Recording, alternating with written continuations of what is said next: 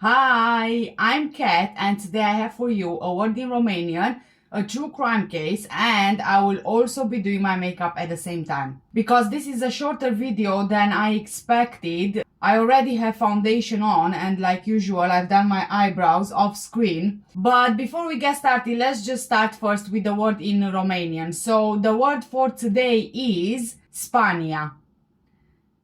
Spa-ni-a. Spania. Well done, guys. You just said Spain. I just want to apologize in advance for the quality of the video, the overall quality and everything in the video. I'm having a really bad day, honestly, today. I woke up like, what was it, 2 hours ago at 9 in the morning. Now it's around 11.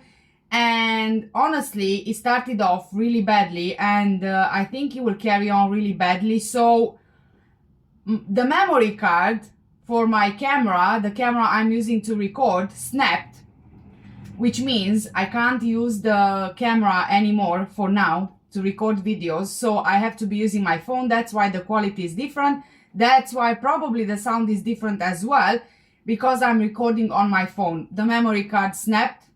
It's unusable. The camera is not recognizing it anymore, so there's nothing I can do about that. Unfortunately, I can't afford to buy a new memory card, so for now I'll have to be using my phone to record videos. And obviously, being that it's a phone and it's not a professional camera, the quality is just not the same. So I do apologize about that. And also, if there are any sound issues, again, I apologize for the sound issues as well. Unfortunately, like I said, I can't afford to get a new memory card right now because it needs to be quite high quality, and the high quality ones are quite expensive. So for me right now, even £5 is expensive. So, but the memory card that I'm usually using is not only £5, so it goes in the tens of pounds. So quite honestly, I can't afford to buy a new one right now.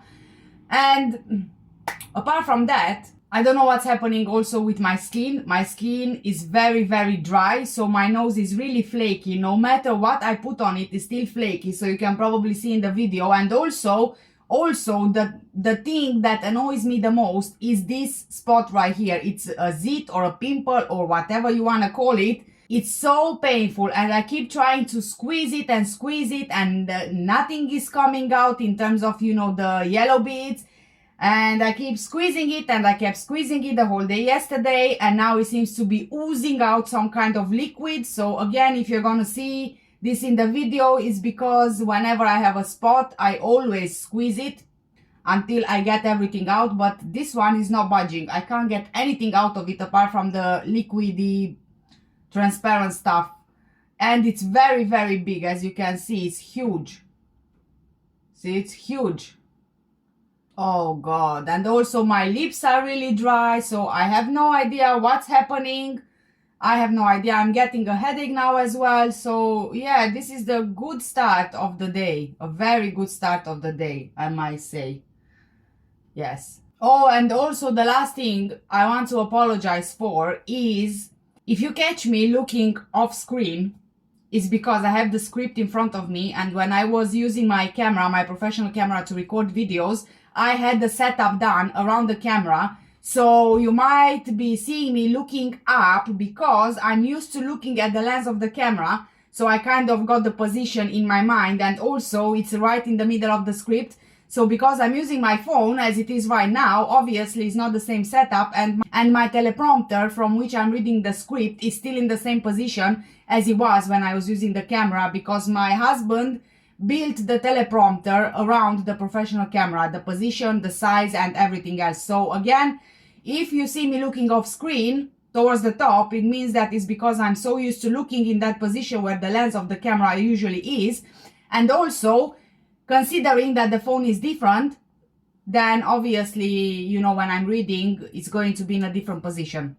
So again, apologies, please bear with me. I'm gonna try my best to get a memory card soon, but quite honestly, I'm not sure when I'm going to be able to do that. So for now, I'm going to be recording on the phone because it is what it is. I have no idea what I'm gonna do.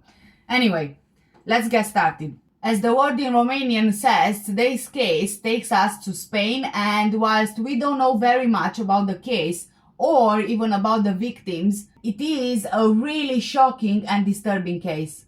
The only question that really lingers with me is, what are our teenagers turning into? As ugly as this sounds, it's really scary when, as a parent, you might need to consider that perhaps a punishment towards your child would lead to your death.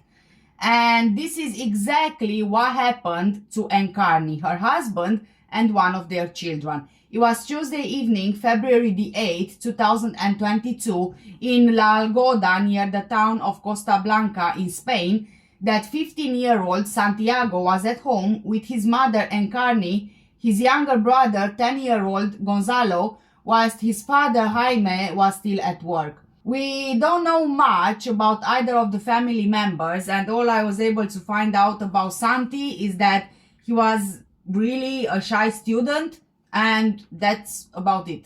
Anyway, something happened between 15-year-old Santi and his mom that led to an argument between them. Santi was not doing really well in school with his grades and his overall performance, so obviously that his mom was questioning him about it and probably, expected him to understand that he needs to improve his grades and, quite honestly, his performance overall at school. He got banned from using the internet or from watching TV, his phone was also taken away, and his parents had disabled the Wi-Fi router as a punishment for his poor performance at school. After being left without a TV, computer, and even not allowed to go out with friends, but also asked to help out with chores around the house, Santi lost it completely. He flew in such a rage that he grabbed his grandfather's hunting rifle and shot his mom, killing her in the kitchen. His younger brother, seeing what happened to his mom, tried to escape by running away, but 15-year-old Santiago shot his brother Gonzalo in the back as he was fleeing. The only one left who could have picked on Santiago for his performance at school was Santiago's dad, Jaime, who was still at work when this happened. Whilst waiting for him to return, Santi dragged the deceased bodies of his mother and younger brother in a storeroom where he kept them hidden whilst laying in wait for his father. As soon as his dad got home, he shot him with the same rifle. But even though Jaime was injured, he tried to fight his son off and to wrestle the rifle out of his hands. He finally managed to do that, throwing the weapon to the ground, but sadly this didn't save Jaime because Santiago got hold of the rifle again and fired 2 more shots, which killed his father. Now Santiago killed his entire family, his mother, younger brother and father, all in the same day on February the 8th. Santiago spent the next 3 days in his room playing video games in the family home, living with the deceased bodies of his family. He even posed as a relative to call his school and lie that he had COVID to buy some time. On Friday, February the 8th, hearing absolutely nothing from Encarni, her sister became worried, and so she visited the family home to find out what was going on, what was happening. There, she was met by her nephew, Santiago, who confessed to her straight away that he killed his mother, father, and brother. At this point, the aunt called the police. Local and national police officers, as well as a team of psychologists, arrived at the property, which was then taped off, and 15-year-old Santi was arrested. While confessing to the crimes he had committed 3 days earlier, Santiago showed a very unusual coldness with absolutely no remorse at any time. He told the police that he had an argument with his mother over his school grades and then used his grandfather's hunting rifle to kill her, then his 10-year-old brother, and lastly his father. Local reports say that Santiago had fallen behind at his school after failing 5 key end-of-the-year exams, and that's the reason for the punishments. Another source said that Santiago confessed his crime to a neighbor who asked about his parents and younger brother by telling her, quote, "I killed them a few days ago," end of quote. Police sources have been quoted as saying that Santiago confessed to shooting his dad in the chest when he returned home and discovered his wife and younger child dead because he wouldn't shut up.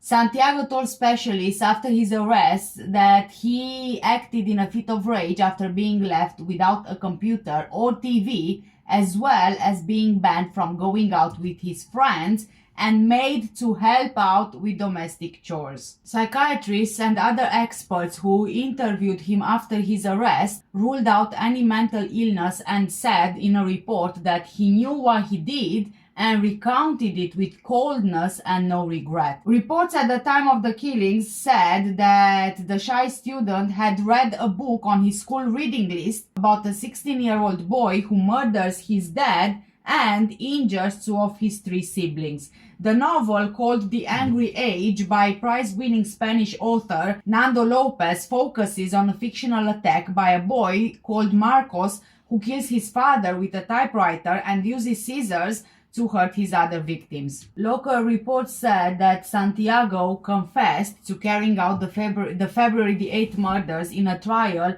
that took place behind closed doors as it involved a minor. That's one of the reasons we don't really have much information on Santi or his family. On Saturday, October 22nd, 2022, the teenager was sentenced to 6 years behind bars and 3 years of probation, and he is expected to serve most of his sentence, the maximum possible under Spanish law for a boy of his age, in a closed young offender institution before being transferred to an adult prison. If he had been 1 year older when he committed his crimes, he could have been handed a 10-year custodial sentence. As you can see, in any country, teenage killers are still being protected and given ridiculously low sentences. He killed his whole family, and Santi only received 6 years in prison. He will be a young adult when he is released.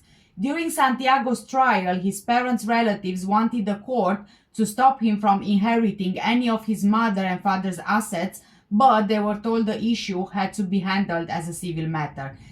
Now, I don't know what will happen to Santiago when he's released, but honestly, I don't think he should be released. What he did was horrific, and he knew exactly what he was doing and why he did it. Unfortunately, we don't have any information about the trial or his mental health in general, but there is very little, if any, excuse to kill your family in one day because of being asked to improve your grades or do some house chores. Come on, that's ridiculous. And he had plenty of time to change his mind after killing his mom and brother because he was waiting for his father to get home, but he shot him in the chest because he wouldn't shut up. You know, there is one thing about kids being braggy or entitled, and there is a completely different thing about kids not respecting their parents at all. It's so sad that we got to where we are now, that we should be scared of our own children, that if we say something they don't like, they will end up killing us.